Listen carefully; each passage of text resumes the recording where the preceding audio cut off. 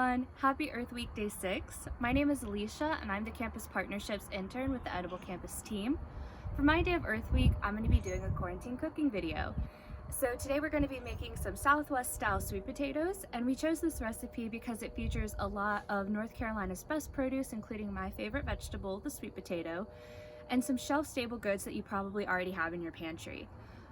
The entire recipe is going to be written out in the description box, but along with that, we're also unveiling our Cooking on a Budget cookbook. So this cookbook is focused around eating affordably and accessibly, so we're really hoping that you'll enjoy today's recipe and the cookbook as a whole. Thanks. Begin by preheating your oven to 350 degrees. While your oven is preheating, go ahead and wash your sweet potato like I did off camera. And then once it's clean, transfer it to a baking sheet where it will then bake in the oven for 50 minutes or until fork tender. Okay, now that our sweet potato is roasting in the oven, we're going to go ahead and get started on the toppings for our sweet potato. So to a skillet over medium-high heat, we're going to go ahead and add some corn kernels. I would say about 1/3 of a cup, but you can adjust to how much you want for your toppings. And the thing is, we're going to add the corn kernels, but we are not going to stir for a few minutes. And we're not going to stir for a few minutes because we want to give the corn kernels an opportunity to brown a little bit, get a little bit of a skin going on it so that they're nice and crispy whenever we add them to our sweet potatoes. Okay, I let that corn roast for about 3 to 4 minutes before I gave it a good stir so that we could get other parts of the kernel onto the skillet so that it can also brown. And at this point, you're just going to let it brown until your preference before removing it from the heat. To a separate bowl, I've added about 1/3 of a cup of rinsed and drained black beans and then some cut up red onion. I used red onion because I like the brightness of a raw red onion, but you could use white or yellow.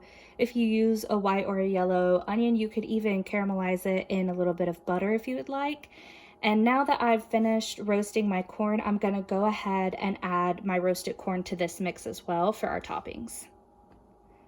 To the mix of black beans, onion, and roasted corn, I added some cumin, chili powder, and salt. There's no real specific measurements for any of those seasonings, just do it to your taste. Also, if you have a packet of taco seasoning, you could also use that for this step. I went ahead and stirred that mix to make sure all of the elements were evenly coated in the spices, and now I'm going to go ahead and set this aside for later. At this point, I'm going to go ahead and check my sweet potato to see if it's fork tender.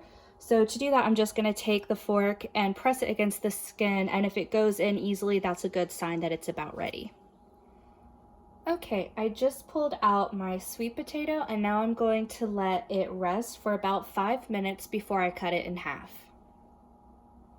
After I let it rest, I went ahead and cut it in half, and now I'm going to scrape out the inside of the sweet potato and transfer it to a separate bowl. But I'm going to leave a little bit of the sweet potato around the edges to stay on the skin. I've gone through and scraped out the majority of the inside of the sweet potato, but I've left a pretty even coating around the sides to help the skin keep its shape, because now what I'm going to do is go ahead and put just the skin back into the oven on the broil setting for about 5 minutes, but you're going to want to keep your eye on this because things can burn pretty easily when you're set on broil. And all you're looking for is for this skin to crisp up a little bit.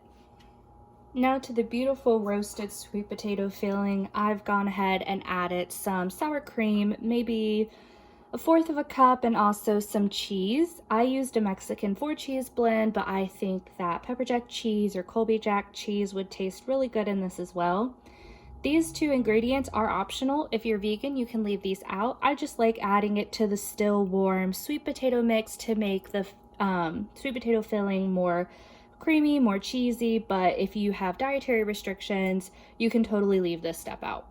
Now that we've let our sweet potato skins broil for a little bit and crisp up some, we're going to add the sweet potato sour cream and cheese mix back into the sweet potatoes. I did taste it and add a little bit more cheese, so feel free to adjust this mixture to your liking. And then after we've transferred this back into the sweet potato skins, we are going to throw some of our bean, corn, and onion mix on top. Once you've returned everything to your sweet potato skins, you've officially made some Southwest sweet potatoes, but at this point is when you can get creative, depending on what you want to garnish with. I'm going to add some chopped cilantro and some hot sauce.